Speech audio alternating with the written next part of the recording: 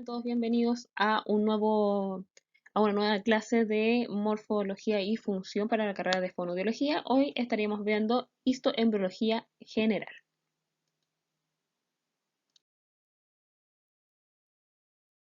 Los temas a revisar en esta clase corresponden a embriología e histología general, etapas de la fecundación y desarrollo embrionario, principal clasificación de los tejidos histológicos. Antes de poder hablar sobre embriología, nosotros tenemos que tener claro algunos conceptos como la gametogénesis, que corresponde precisamente a la producción de gametos, tanto los femeninos como los masculinos. En la primera imagen, nosotros podemos revisar que aquí hay una palabra que es el hipotálamo. El hipotálamo corresponde a una zona del diencéfalo en el sistema nervioso central, dentro de la cavidad craneana, que va a estar generando el control hormonal general. De hecho, aquí hay un eje que se llama el eje hipotálamo-hipófisis, ya que la hipófisis es la glándula como madre o la principal glándula de nuestro cuerpo que va a controlar el sistema endocrino. Y esta glándula va a estar controlada por el sistema nervioso central a través del hipotálamo. El hipotálamo va a liberar una hormona que se llama la hormona liberadora de gonadotrofina y va a estimular la hipófisis anterior. La hipófisis anterior a su vez va a secretar las hormonas gonadotrópicas, por eso la hormona del hipotálamo se llama hormona liberadora de gonadotrofina, porque la hipófisis va a liberar las gonadotrofinas. Estas gonadotrofinas corresponden a la FSH y la LH. La FSH es la sigla de la hormona folículo estimulante y la LH la hormona luteinizante. Aquí estamos viendo específicamente lo que es el sistema reproductor femenino. Vamos a ver cómo van a estar actuando en las distintas etapas de la ovulación, desde la formación del folículo primario. Y si ustedes se fijan, la capa del endometrio se encuentra bastante delgada. Luego, a medida de que la FSH empieza a llegar a la zona del endometrio y los ovarios, va a empezar en los ovarios a generar la fase de crecimiento de los folículos. Este folículo va a empezar con una proliferación celular, el cual va a en algún momento madurar y se va a formar lo que es la teca folicular. Y por esa teca folicular se va a generar la liberación del óvulo. A medida de que se está generando la maduración del folículo, se está liberando estrógeno. Y este estrógeno va a empezar a generar de que la capa del endometrio se empiece a llenar de vasos y se empiece a engrosar. ¿Para qué? Para recibir al óvulo fecundado. En el caso de que se fecunde el óvulo en la etapa adecuada, este se va a ir a implantar en el endometrio. Si esto no ocurre, lo que va a empezar a ocurrir es que la hormona luteinizante, por un lado, va a generar lo que es el cuerpo lúteo en desarrollo, que vendría siendo una regeneración celular para hasta formar nuevamente una degeneración de esta zona para iniciar nuevamente un nuevo proceso de un folículo primario. Y además va a empezar a liberar progesterona y estrógenos, que en su conjunto, si es que no hay un óvulo fecundado, va a empezar a generar también la degeneración de la capa más superficial del endometrio y ahí es cuando vendría la menstruación. Aquí nosotros estamos viendo en el ovario, aquí, fíjense, que ahí está, hay una donde puse la flecha, donde partimos desde el folículo primario, donde este empieza a madurar. Fíjense que aquí está ya el folículo maduro y se va a generar lo que es la liberación del óvulo y que fíjense que tiene aquí una gran capa que se llama la corona radiada. Luego este folículo empieza a formar este cuerpo lúteo gracias a la hormona luteinizante y se va degenerando para ya quedar en este caso desechado y empieza la liberación de un nuevo folículo. A nivel de lo que En el caso de los varones tenemos el proceso de la espermatogénesis. Este proceso va a ser bastante distinto al de las mujeres debido a que las mujeres ya venimos con cierta cantidad de folículos los cuales empiezan a ser liberados.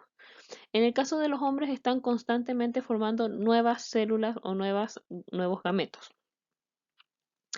¿Ya? Y en el caso de de los varones, la principal hormona que va a estar estimulando que va a estar estimulando la formación de los gametos son em, em, las células de Leydig. Y recuerden que en el caso de los varones también está la testosterona. Y esto se va a producir a nivel de los testículos. La embriogénesis corresponde a la formación del embrión, ¿ya? Y esto va a ocurrir desde la fase de fecundación, que luego va a pasar por lo que es la fase de segmentación o clivaje, que es cuando las células se empiezan a dividir, implantación, que es aquel proceso que ya les dije, donde el óvulo fecundado, que en este caso ya pasa a ser una blástula, va a implantarse en la, en el endometrio, en el útero. Tenemos la pregastrulación, que es cuando empieza a generarse una separación, una distribución de diferenciación celular y se forma un disco bilaminar que tenemos dos capas de células, el hipoblasto y el epiblasto, y de los cuales van a dar origen después a la gastrulación, que es la formación del disco trilaminar, que consiste en tres capas de células que son el ectodermo, que está en celeste, fíjense, igual que acá, el ectodermo, el mesodermo en color rojo y el endodermo en color amarillo. Y de estas tres capas celulares van a nacer la mayoría, o sea, van a nacer todos los órganos, tejidos y sistemas de nuestro cuerpo para formar finalmente el organismo completo. En la primera fase, que es la fecundación, tenemos aquí, para que se entienda, fase 1. Una vez que se genera la cópula, llegan una gran cantidad de espermatozoides que van a llegar a un óvulo que puede ser fecundado. Pero este óvulo, como yo les dije, tiene esta estructura que se llama la corona radiada, que es literalmente como una protección del óvulo. Cada uno de los espermatozoides tiene una cabeza que contiene el acrosoma. Los primeros espermatozoides que llegan fusionan el acrosoma con estas células de la corona radiada y empiezan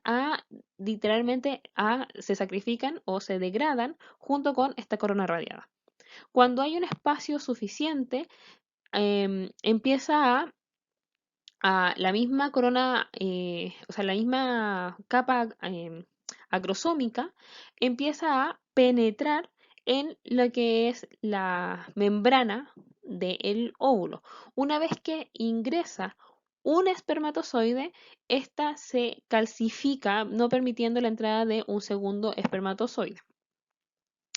Ya una vez que ingresa el espermio, este suelta su cola y libera a su material genético que estaba dentro del núcleo para y se genera una fusión de las membranas y ahí es cuando ahí se fusiona el material genético y se genera la primera mitosis. Entonces, aquí lo que le está diciendo, se genera la fecundación, ahí está el uso meitótico que va a generar la fusión del material genético, es lo que vemos en la imagen número 1. Y vamos a tener una célula que va a tener en primera instancia un pronúcleo. Y una vez que este pronúcleo se genere una fusión completa de lo que es el material genético y ya tengamos una célula completa que se va a llamar el cigoto, vamos a tener la primera división celular. Una vez que se genera esta primera división, se va a empezar a formar una división y aumento de las células de forma exponencial. O sea, del estado de 2 células vamos a pasar a un estado de 4. El de 4 células va a pasar a 8 células, de 8 a 16. Cuando llega al estado de 16 células, pasa a llamarse mórula. ¿Ya? Y empieza a generarse que estas células que están de manera aglomerada dentro de todo este preembrión, porque estamos en la etapa preembrionaria, y se va a empezar a generar una cavidad que se llama blastoide, o sea, perdón, blastocele. El blastocele va a empezar a generar una cavidad que posteriormente va a ser la cavidad amniótica. A nivel de las células que se empiezan a aglomerar en uno de los extremos, eso se llama embrioblasto, que que corresponde al conjunto de células internas. Y las células que empiezan a formar o rodear esta cavidad que es el blastocele se llama trofoblasto. Y en esta altura tenemos, ya no es mórula, sino que se llama blastocito. Ahí tenemos algunas imágenes, fíjense, ahí está el blastómero, ya aquí tenemos la corona radiada, ahí tenemos se ve ahí un espermatozoide en fase de degeneración. Ya aquí se puede visualizar a otro espermatozoide, se los voy a dibujar para que se logre visualizar bien. Y aquí vamos viendo el estado de 2 células en la primera imagen de abajo, aquí. Tenemos el estado de 4 células y de 8 células, como estas se van multiplicando siempre y haciendo que el crecimiento sea de tipo exponencial. Entonces aquí tenemos un resumen de la fase de la ovulación, gametogénesis primero, luego la zona de fecundación, fertilización y fecundación. Ahí en la primera instancia tenemos el óvulo con la corona radiada. Luego llegan los espermatozoides que rompen gracias al acrosoma esta corona radiada y se logra generar la fecundación. Y luego viene lo que es el clivaje, que es la división celular o segmentación. Y fíjense que todo esto ocurre a nivel de la tuba uterina. Cuando está llegando o cuando es estado de mórula, es cuando está saliendo saliendo de la tuba o entrando al útero.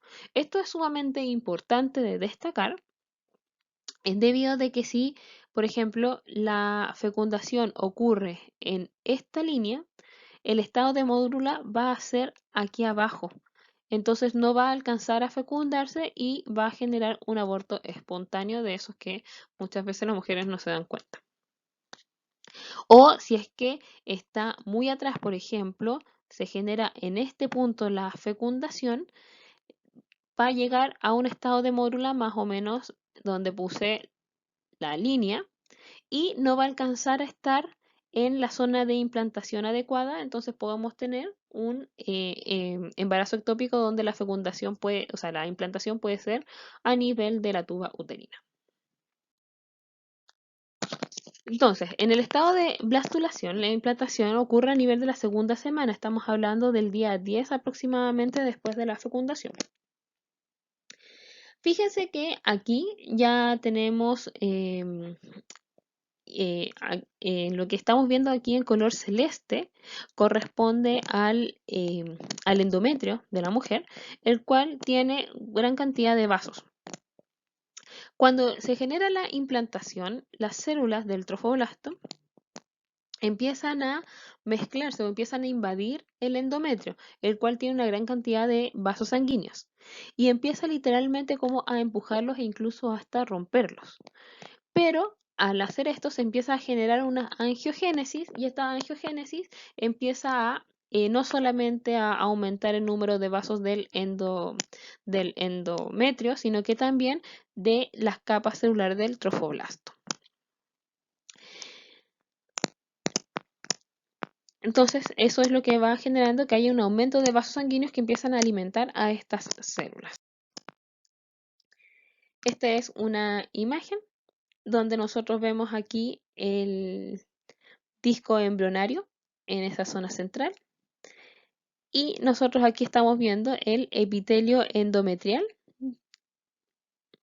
Y vemos cómo aquí se está implantando las células del trofoblasto. Aquí nosotros ahora nos vamos a centrar en esta zona donde vamos a tener dos tipos de capas celulares o el disco bilaminar, porque recuerden que estamos hablando del blastocito. En el día 14, fíjense cómo ya está bastante implantado el embrión, pero quiero que se fijen ahora en esta zona, cómo se empieza a generar primero esta invaginación en esta zona, que después va a dar origen a la vesícula umbilical primaria. Esa línea que nosotros estamos viendo ahí, posteriormente va a ser el cordón umbilical. Y por lo tanto todo el espacio que marcamos acá es la vesícula umbilical o saco vitelino. La placa precordal es lo que nosotros vemos ahora en el cuadro que está en el cuadro C. Y fíjense que hay dos capas celulares, una celeste, que es el epiblasto, y una amarilla, que es el hipoblasto. Y eso es lo que nosotros llamamos el disco bilaminar. Del epiblasto va a salir las capas ectodermo y el mesodermo. Del hipoblasto va a salir el endodermo y parte del mesodermo. Ya vamos a explicar, fíjense. Tenemos dos capas celulares que después es el epiblasto y luego el hipoblasto. Tanto del epiblasto, fíjense aquí en medio, en la imagen de abajo, tanto del epiblasto como del hipoblasto van a salir células que son esas rojitas y esas van a formar el mesodermo, que va a ser la capa intermedia, y ahí se está formando el disco trilaminar, y esa fase se llama gastrulación. Hay algunas implantaciones ectópicas de las que les estuve mencionando, algunas dentro de la tuba uterina, incluso hay fuera de la tuba uterina a nivel de que en alguno de los recesos del peritoneo, o implantación, por ejemplo, cervical. Lamentablemente estos embarazos no llegan a término porque en la tuba uterina por lo general se genera un crecimiento del embrión que, si la madre no se da cuenta, puede incluso llegar a producir la muerte. Fuera del útero tampoco, y cuando están a nivel del cervix muchas veces se genera lo que es el desprendimiento uterino. ¿Ya? Y ahí también las probabilidades son bastante bajas de poder llegar al embarazo a término. Vamos entonces con la gastrulación, el día 15. Tenemos aquí dos imágenes. Las que están del lado izquierdo corresponde a un corte de tipo longitudinal, y las que están del lado derecho corresponden a un corte de tipo transversal. Entonces, si nosotros tenemos al embrión, que tiene una forma aproximadamente así, en el primer caso tenemos corte de tipo longitudinal, y en el segundo caso tenemos un corte de tipo transversal.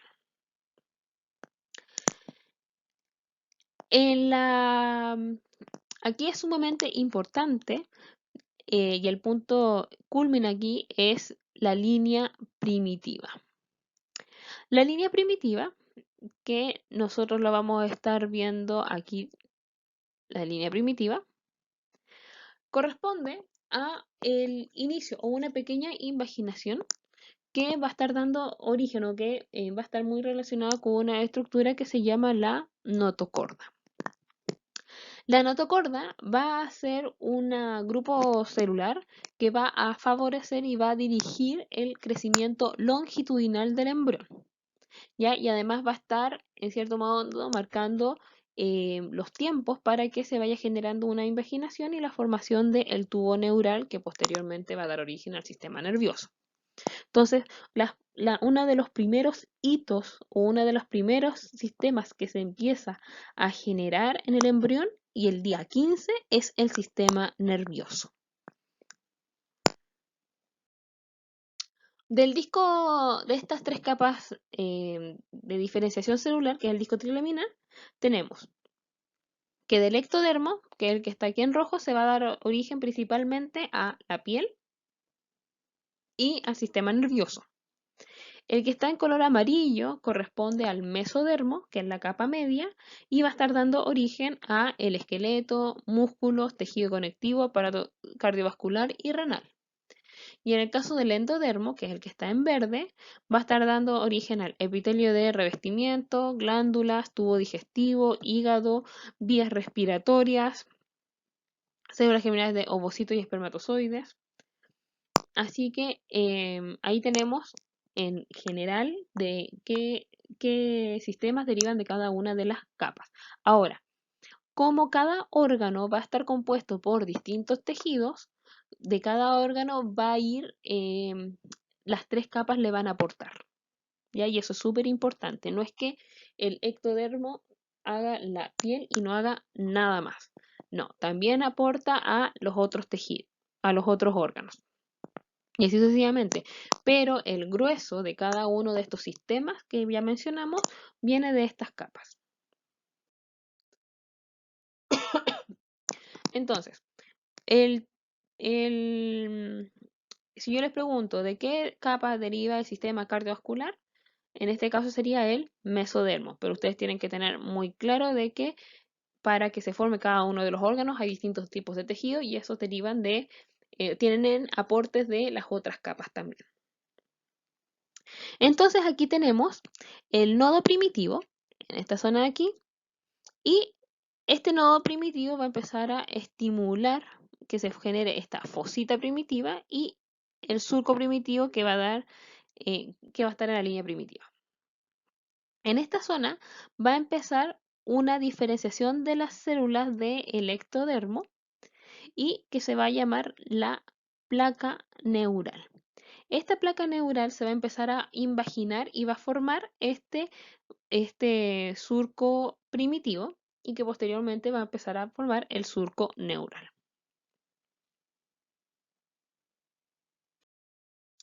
Aquí tenemos el crecimiento longitudinal. Esa línea que se ve morada en el centro es la notocorda que va favoreciendo el crecimiento longitudinal del embrión. Eh, Fíjense cómo las líneas que están aquí rectas empiezan a tener esta porción curva debido a que se empieza a generar el surco neural. A ese surco neural posteriormente va a dar origen al tubo neural, que es lo que vemos en celeste ahí. Ese círculo que se ve ahí es el tubo neural, es esa misma invaginación que se fue cerrando. Y en esta, lo que estamos viendo son, fíjense, aquí sale que mesodermo, y el mesodermo después se divide en distintas porciones. Mesodermo paraxial, que va a dar origen a músculos de la cabeza, esqueleto, dermis y tejido conjuntivo. Mesodermo intermedio, que va a dar origen al sistema urogenital.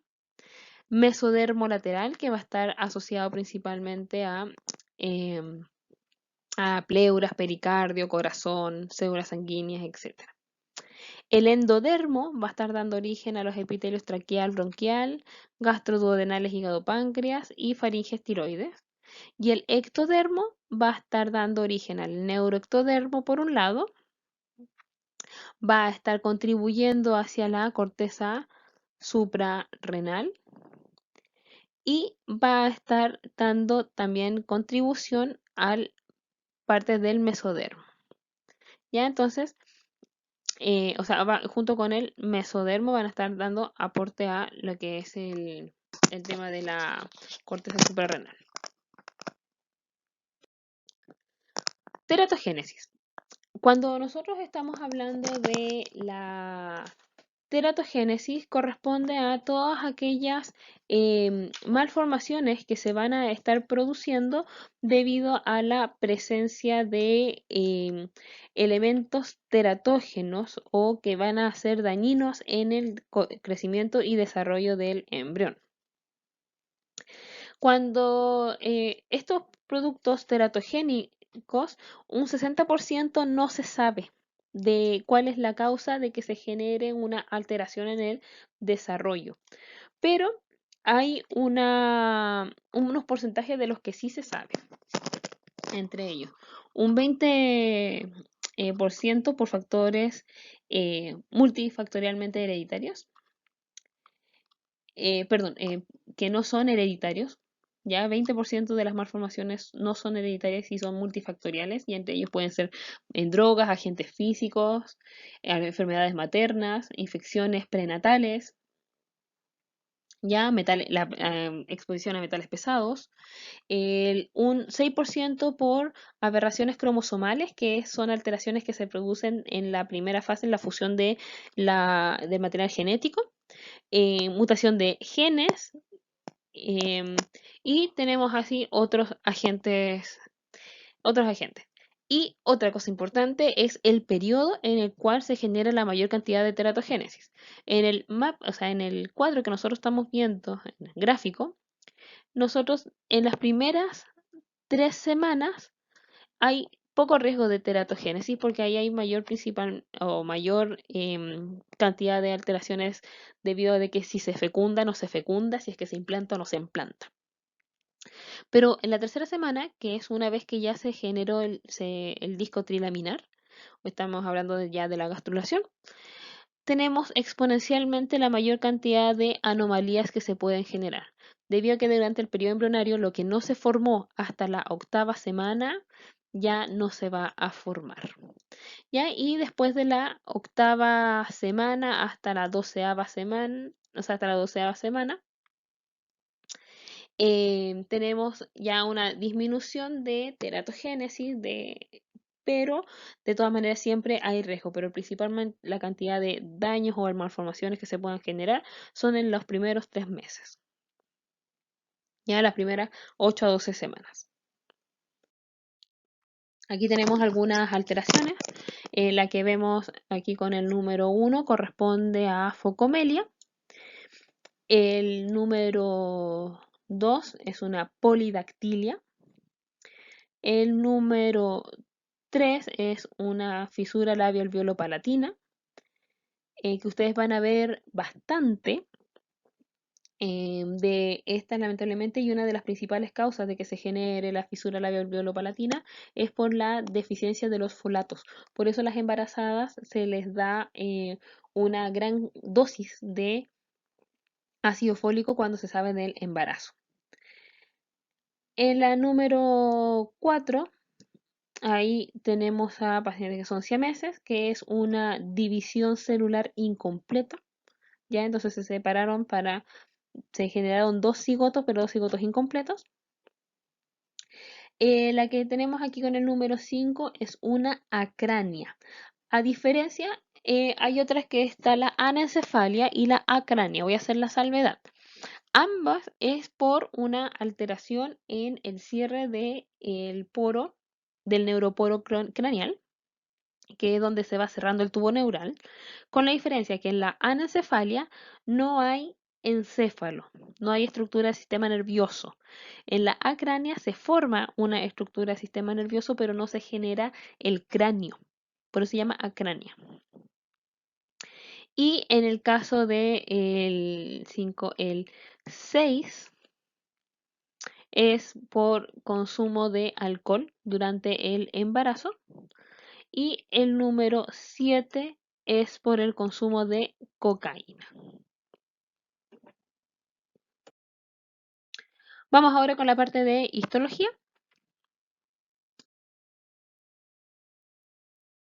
Vamos a hablar sobre histología. Tenemos que necesariamente hacer una introducción a lo que es la microscopía. La histología o los tejidos se van a ver a través de microscopios. Tenemos distintos tipos. Tenemos el microscopio óptico, tenemos el microscopio electrónico de transmisión y el electrónico de barrido. Las principales diferencias van a ser en la resolución y la forma de poder visualizarlo. Tanto en el microscopio óptico como en el de transmisión hay ventanas de visualización. Y tanto en el electrónico y o sea, de transmisión y de barrido, estos pueden ser llevados después a una pantalla más grande. Pero el que tiene mejor resolución es el electrónico de barrido. y tienen mucha mayor capacidad de aumento. Tenemos 4 tejidos fundamentales en nuestro cuerpo, y estos tejidos fundamentales corresponden a la familia del tejido epitelial, tejido conectivo, tejido muscular y tejido nervioso. Ahí tenemos las imágenes. En la diapositiva anterior teníamos las imágenes de dibujo y aquí son imágenes reales. En la primera tenemos el tejido epitelial, el segundo el conjuntivo o conectivo, son sinónimos, muscular en el tercero y nervioso en el cuarto. Vamos a ver las características de cada uno. Vamos a partir hablando del tejido epitelial, que es uno de los 4 tejidos básicos del cuerpo y deriva de las 3 capas germinativas. Está compuesto por células muy juntas con escasa o ninguna sustancia intercelular. Estas están muy alineadas. Forman membranas que por lo general pueden ser de tapiz de superficie, que van a revestir algunas cavidades, ya sea por dentro o por fuera. Van a estar adoptando elementos secretores que reciben el nombre de glándulas. Casi siempre los epitelios y sus derivados están separados de tejido conjuntivo subyacente, sobre todo el tejido que es de tipo de revestimiento. Y, y además van a tener tejidos o las células de tipo epiteliales van a estar conformadas por una membrana basal y una lámina reticular. Dentro de lo que son el tejido epitelial, nosotros tenemos las membranas epiteliales, donde nosotros tenemos que primero hay que decir que son de tipo avasculares y obtienen sustancias nutritivas por difusión desde los vasos sanguíneos. Y estas tienen la función de cubrir superficies, tapizar cavidades o revestir un ángulo de tipo, o sea, un órgano de tipo tubular. Las superficies cubiertas pueden ser secas, como la superficie externa del cuerpo, en el caso de la piel, o húmedas, como en el revestimiento de los ovarios.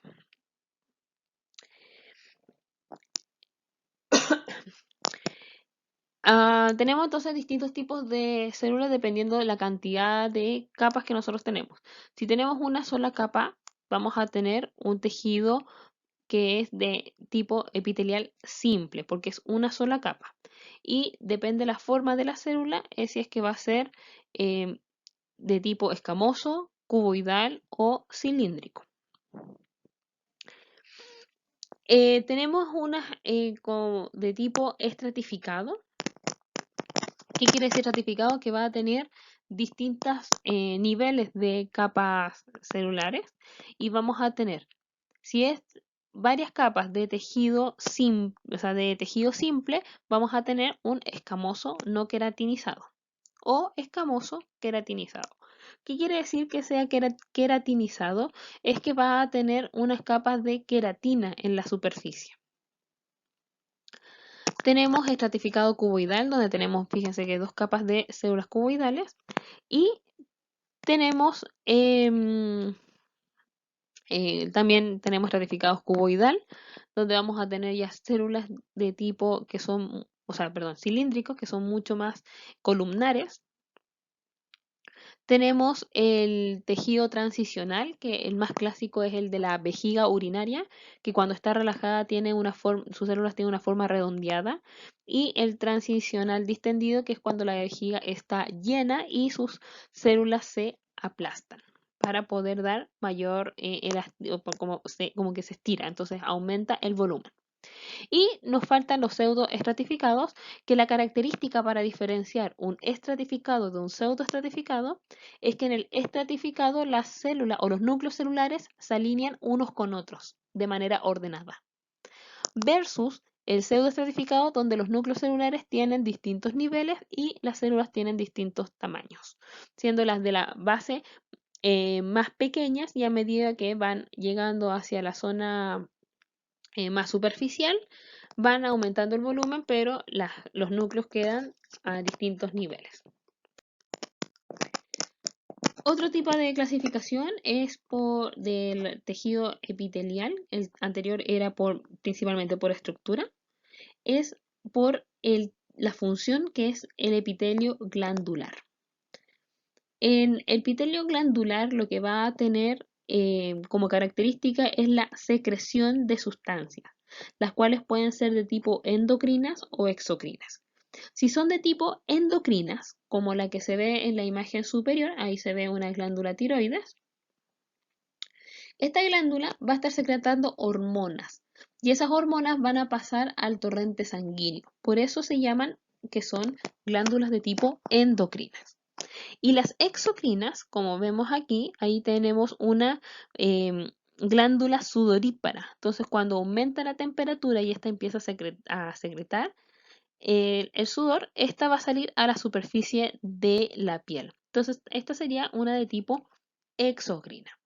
Otro ejemplo de glándula exocrina serían las glándulas salivales, que si nosotros nos ponemos a pensar ahora en un limón y empezamos a salivar, vamos a secretar saliva y esta va a salir a una superficie, en este caso la superficie de las cavidades de la boca. Y aquí tenemos algunos ejemplos para que se puedan ver algunas de las imágenes. Lo que nosotros estamos viendo aquí, o que nosotros debemos empezar a distinguir, corresponden a los tipos de células. Entonces, por ejemplo, vamos a mirar los más simples, que es el que está aquí abajo. Si yo empiezo a encerrar, fíjense que las células forman una suerte como de cubos. Este es un epitelio simple cuboidal. En las que están aquí al lado, se ven que forman o tienen una estructura que es mucho más alargada, las células. Entonces aquí tenemos un simple columnar. En el caso de arriba, fíjense que son como escamas.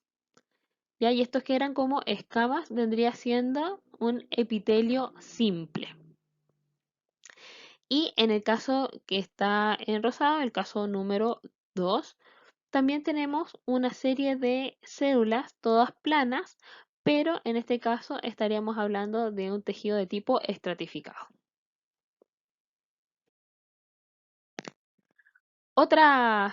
Aquí tenemos nuevamente, fíjense aquí dónde están los núcleos, ya que los núcleos están de manera desorganizada. Tenemos células alargadas, pero tenemos otras más pequeñas en la base.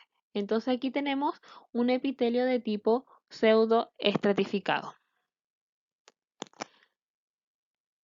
Luego aquí, si ustedes se fijan en la segunda imagen, aquí hay unas células que son más bien redondeadas. Y estas células que están aquí redondeadas corresponden a un epitelio de transición. En las imágenes que están a inferior, nuevamente tenemos epitelio de tipo estratificados, pero con la diferencia de que tenemos aquí un no queratinizado y un queratinizado. Fíjense cómo aquí se genera la diferencia de capas y eso es una queratinización. Finalmente tenemos aquí un resumen sobre los tipos de epitelios que encontramos. Y aquí están las principales, un resumen de las principales localizaciones del tipo, si es escamoso, si es cúbico, si es cilíndrico, si es simple o ratificado, etc. O sea, tejido conjuntivo o tejido conectivo son sinónimos, así que cualquiera de los dos conceptos funciona bien. El tejido conjuntivo o los tejidos conjuntivos forman los componentes estructurales principales del organismo. Aunque parece muy diverso desde los puntos de vista estructural, porque vamos a ver algunas imágenes y se van a ver muy distintas unas de otras, em, comparten muchas cualidades, por consiguiente se consideran dentro de una sola categoría. En su mayoría, el tejido conjuntivo deriva del mesodermo, que forma el mesénquima multipotencial del cual surgen los huesos, los cartílagos, tendones, ligamentos, cápsulas celulares sanguíneas, hematopoyéticas y las células linfáticas. En cuanto a sus funciones, tejidos conjuntivos sirven para el sostén, defensa, el transporte, el almacenamiento y la reparación, entre otras. Los tejidos conjuntivos, a diferencia del tejido epitelial, está compuesto principalmente por una matriz extracelular o sustancia intercelular. Recuerden que el tejido epitelial carecía de sustancia intercelular, sus células estaban muy cerca unas de otras. Y contiene una cantidad limitada de células, las cuales pueden ser fijas o libres. Y tenemos que, entonces, dentro de y tenemos una sustancia fundamental y que puede ser fibrilar, que eso quiere decir que va a tener constante una gran cantidad de fibras.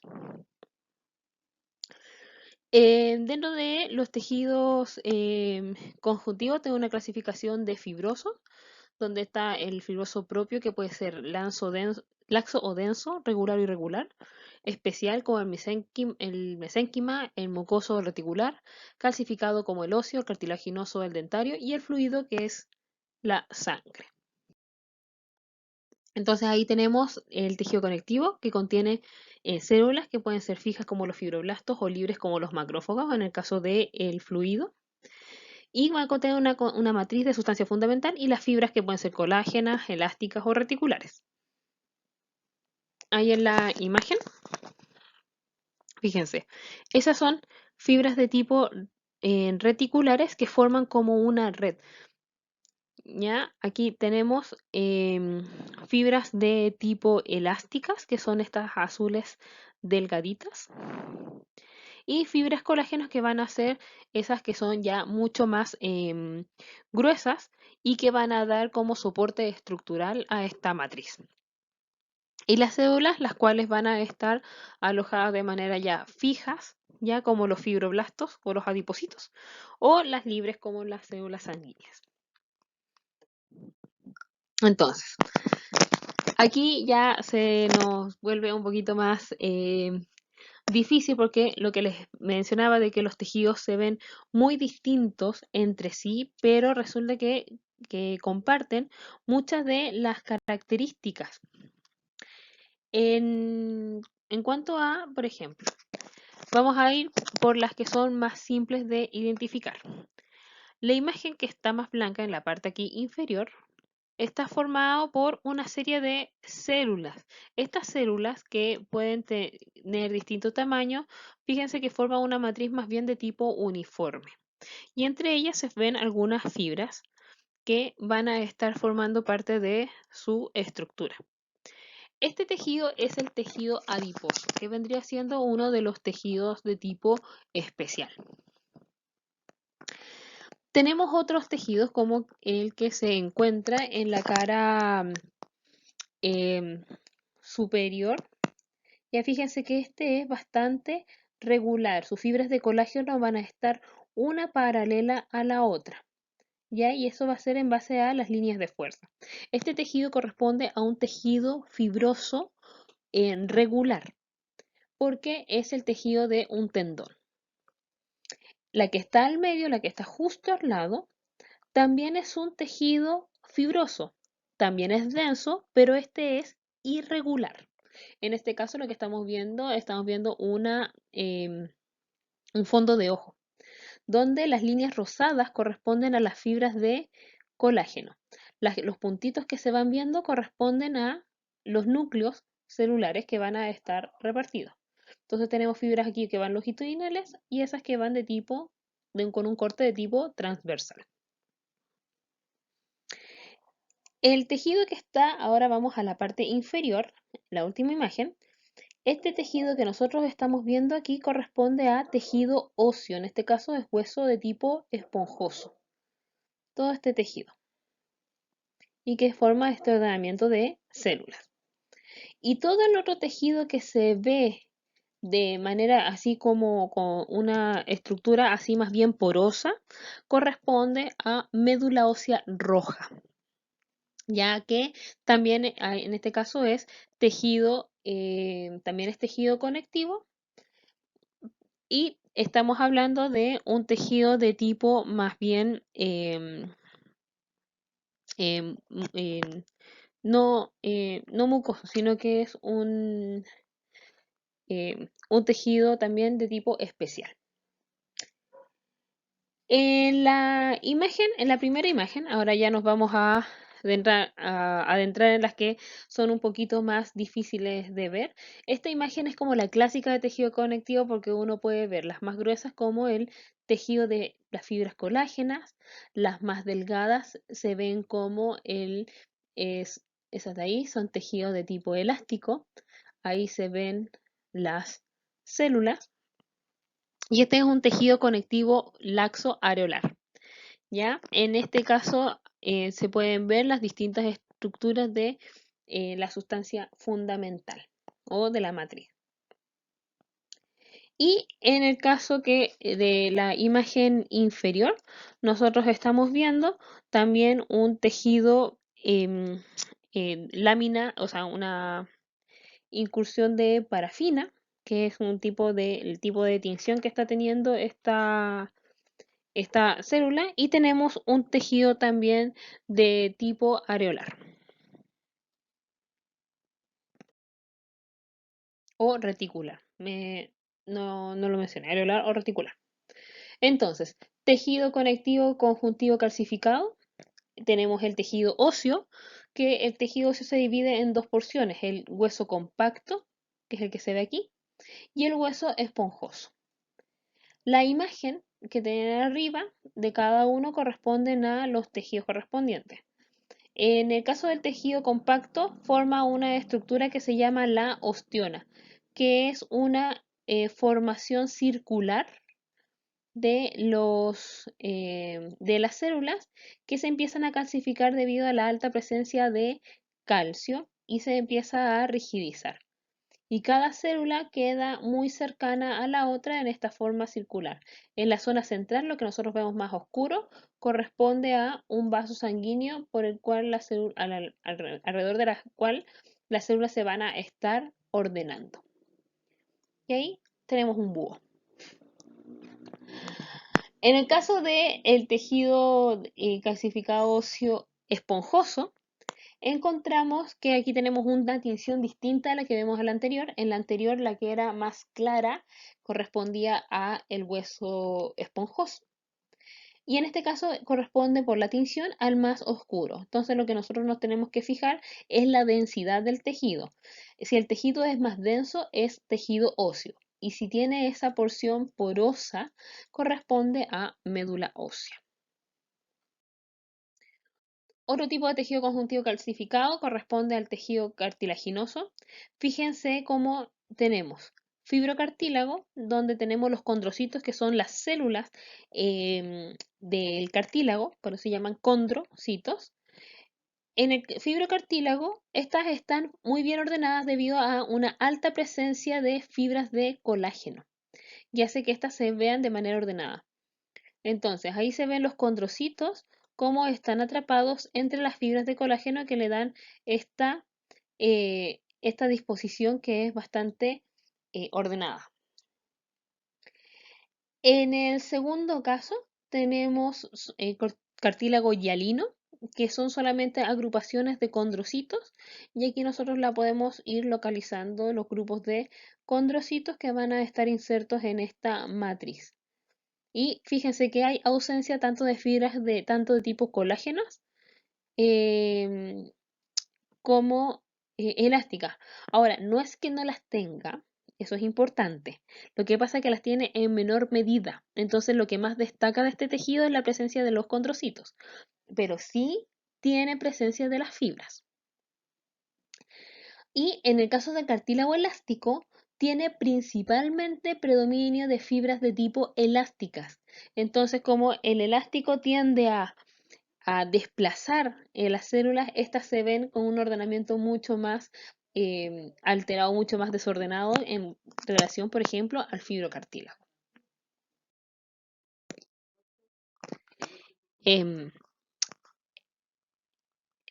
Con respecto a el tejido conjuntivo calcificado dentario, corresponde a las piezas dentarias y nosotros vamos a ir haciendo una ampliación en el cual en la última imagen lo que nosotros estamos viendo es precisamente al tejido dentario, que estamos viendo ahí una raíz de diente. Y el tejido conjuntivo fluido, que corresponde a la sangre, va a estar compuesto por las células sanguíneas. Vamos a tener incluso las plaquetas, eosinófilos, basófilos, monocitos, linfocitos, monocitos, eh, y estos van a estar todos derivando un poco y también vamos a tener nosotros lo que son los eritrocitos. Y ahí tenemos ya nuestro resumen sobre tejidos conectivos. Si tienen matriz fluida, con matriz fluida corresponde a la sangre, con matriz calcificada puede ser de tipo cartilaginoso u óseo, y si tenemos matriz fibrosa puede ser especial o fibroso, y si es fibroso, laxo o denso, y dentro del denso, regular o irregular. El tejido muscular. Tenemos tres tipos de tejido muscular. La característica principal que tiene un tejido muscular es que va a producir motilidad, o sea, movimiento. ¿Ya? Entonces, la característica, o sea, principal, a diferencia, por ejemplo, de los tejidos anteriores, por ejemplo, el epitelial, que tenía función ya sea glandular o de revestimiento, en el caso reticular para soporte, conectividad y tiene funciones especiales. El tejido muscular, su función principal va a ser el movimiento. Tenemos tres tipos de tejido muscular. El muscular cardíaco, que vamos a encontrarlo solamente en la pared media del corazón. Y destaco por qué la pared media, porque recuerden que por externo y por interno vamos a tener tejido de revestimiento y tejido conectivo. El tejido muscular esquelético, músculo esquelético o muscular estriado, que es el que está al medio, que corresponde al tejido muscular que nosotros conocemos probablemente tal, y el muscular liso, que va a estar en las paredes de las vísceras y órganos involuntarios, ya como por ejemplo el músculo que contrae o dilata la pupila, ya, o el músculo que genera movimientos viscerales. Ahí tenemos ya los tres tipos de tejido. El primero, nosotros encontramos aquí el músculo estriado, que es bastante ordenado y recibe ese nombre debido a que tiene una serie de estriaciones. El músculo cardíaco, fíjense que se parece bastante al músculo esquelético, pero tiene estas líneas que corresponden a los discos intercalares, que corresponden a las interuniones celulares. Y el músculo liso tiene dentro de sus características es que se ven las fibras y no se ven que tengan estriaciones. Ya, ahora, otra característica que tiene el tejido muscular esquelético es que la presencia de múltiples núcleos en la célula, versus el tejido esquelético y el liso tiene solamente un núcleo por célula. Igual en el músculo liso podríamos llegar a encontrar dos, pero son más excepcionales. Entonces, aquí tenemos la localización del músculo estriado, es el músculo esquelético, o sea, sobre los huesos, el liso en la pared media de los vasos y la pared media de las vísceras, y el músculo cardíaco vamos a encontrarlo en la pared media del corazón. La función en todos va a ser el movimiento, pero la diferencia va a ser que va a mover. En el caso del estriado va a generar movimiento de locomoción a través de las articulaciones. En el caso del liso, movimientos viscerales y peristalsis, que son todos movimientos involuntarios, y el cardíaco también son movimientos involuntarios porque actúa con el bombeo del corazón. Dentro de las características celulares, en el caso del estriado y el cardíaco presentan estriaciones, por eso son muy parecidos, recuerden que ambos derivan del mesodermo. En cambio, el liso tiene una derivación acompañada de células endodérmicas, y eso hace que tenga ausencia también de las vísceras, o sea que tenga ausencia de estriaciones. El núcleo en el caso del estriado es múltiples, en el caso del liso y el cardíaco son únicos, a pesar de que en el liso igual podemos encontrar algunas células con doble núcleo, y al igual que en el cardíaco. pero a diferencia de estriados que son múltiples, o sea, puedes encontrar 3 o 4 núcleos. Dentro de las características especiales, el estriado tiene sistema de túbulos transversos bien desarrollados que corresponden a las estriaciones. En el caso del cardíaco también tenemos sistema de túbulos, pero están intercaladas por los discos, ¿ya? Que son esos discos intercalares que les mostré en la imagen anterior. Y en el caso del liso, no hay túbulos porque no hay estriaciones. Voluntariedad del movimiento. El estriado es voluntario. Nosotros decidimos cuándo cerrar o abrir nuestra mano, cuándo contraer. En caso del liso es involuntario. Nosotros no tenemos cómo evitar o cómo acelerar un proceso de movimientos peristálticos, por ejemplo, de nuestras vísceras. Y en el caso del corazón también es totalmente involuntario y no podemos evitar que nuestro corazoncito salte de emoción cuando vemos a la persona que nos gusta. ¿Ya? O tampoco tenemos cómo evitar que éste se paralice cuando entramos a las pruebas de morfo. ¿Ya? Es totalmente involuntario. Y los tipos de contracción, en el caso del estriado son contracciones rápidas, tanto con su contracción como relajación. En el caso del liso son lentas, son rítmicas, ¿ya? Porque, por ejemplo, si tenemos en el músculo liso a nivel intestinal y tenemos contracciones muy rápidas, eh, finalmente estamos con demasiado movimiento y eso podría estar indicando un cuadro patológico que va a conducir a una diarrea. Em, y el cardíaco también tiene una red de fibras contráctiles que actúan como una sola, o sea, se contraen como si fuese una sola célula, todas a la vez, y con una autoexcitación rítmica, o sea, tiene siempre un movimiento que es con un ritmo constante. Y finalmente el tejido nervioso está solamente lo que es sistema nervioso, tanto central como periférico, y va a estar formado por lo que son las neuronas, que es la unidad funcional del cerebro, y las neuroglias, que son las células de soporte para para que las neuronas cumplan su función de manera correcta.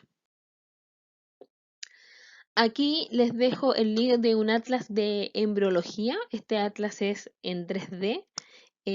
Está muy bonito porque pueden ver las imágenes embriológicas en 3D. Está en inglés, pero las imágenes es lo que nos interesa de este atlas.